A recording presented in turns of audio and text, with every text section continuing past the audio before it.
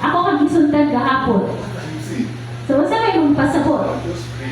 Yun siya, usa din gisulti siya sa gahapon ang ako. Wala siya gitawag nga prayer walk. Amen. Amen.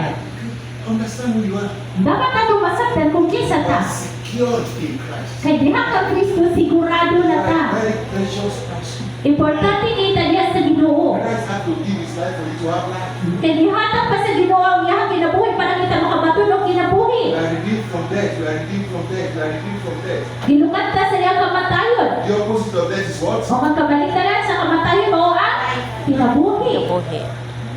Kinabuhi. And I'm just saying it to Kung myself. ato na nakita sa versikulo 18. This life, we are redeemed from death. Amen.